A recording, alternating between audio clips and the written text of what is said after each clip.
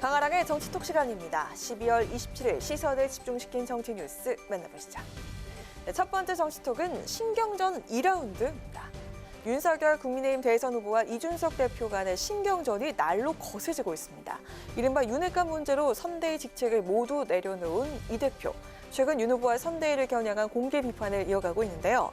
윤석열 후보 팀킬만큼은 용납할 수 없다는 뜻일까요? 오늘 중앙선대위 공개회의 석상에서 이 대표를 저격하는 발언을 쏟아냈습니다.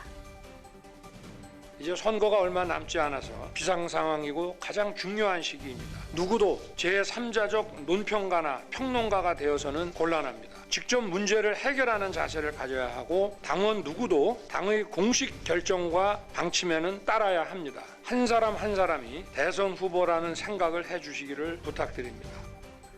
네, 이 같은 윤 후보 발언이 알려지자 이준석 대표 곧장 반박의 글을 올렸습니다. 이 대표는 자신의 SNS에 누구나 본인이 속한 조직에서 더 나은 결과를 위한 제언을 하는 것이 민주주의라고 생각한다고 말했는데요. 이를 두고 이 대표 선대위 사태 발단이 됐던 조수진 최고위원과의 정면 충돌을 윤석열 후보가 그게 바로 민주주의 아니겠는가라고 대수롭지 않게 넘긴 것을 고스란히 되돌려준 것 아니냐는 해석이 나오고 있습니다. 한편 이 대표 최근 공개된 SNL 코리아 주기자가 간다 코너에 출연해서 난이도가 높은 밸런스 게임 질문에 아주 솔직하게 답변을 해서 눈길을 끌었는데요. 그 내용도 직접 확인해 보시죠. 요즘 근황이 어떠신가요? 고생하고 있죠. 내가 대통령 되기 대 윤석열 후보가 대통령 되기. 네? 내가 되는 게 좋죠. 남의 선거 돕는 게 그것보다 내 선거가 되는 게 좋죠. 저는 대통령이 아니라 국회의원이라도 돼봤으면 좋겠어요. 집안 싸움으로 윤석열 선대위가 어수선한 분위기입니다. 선대위 운영을 둘러싼 갈등의 불씨는 여전한 모습인데요. 윤 후보 리더십이 다시 시험대에 올랐다는 평가도 나오고 있는 지금 윤 후보는 과연 우리에게 어떤 모습을 보여주게 될까요? 이어서 두 번째 정치톡은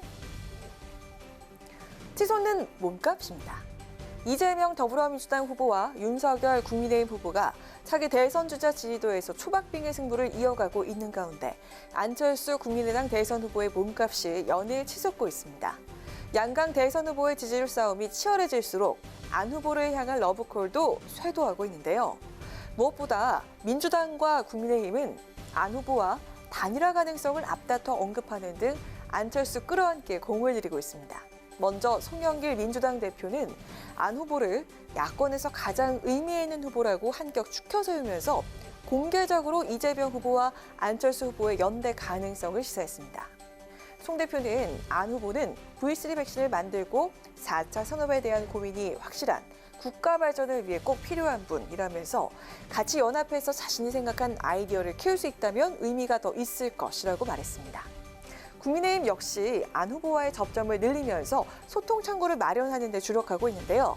안철수계로 분류되는 김민전 경희대 교수를 선대위 공동선대위원장으로 영입하고 안 후보에게 서울 종로 국회의원 보궐선거 출마로 출구를 마련해주는 방안이 제시가 되는 등 안 후보와의 연대 가능성에 무게를 두고 있습니다.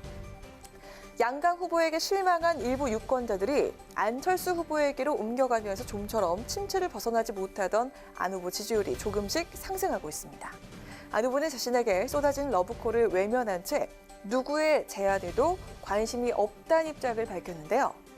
내년 대선 승부를 좌우할 캐스팅 버터로 새롭게 떠오른 안철수 후보. 독자 노선과 단일화 중에서 그는 과연 어떤 선택을 하게 될까요? 지금까지 강아랑의 정치톡이었습니다. 안녕하세요. 강아랑입니다. 더 많은 정치 뉴스를 보고 싶으시면 화면 오른쪽을 눌러서 구독해 주시기 바랍니다. 항상 저희 국회 방송 뉴스엔을 시청해 주셔서 대단히 고맙습니다.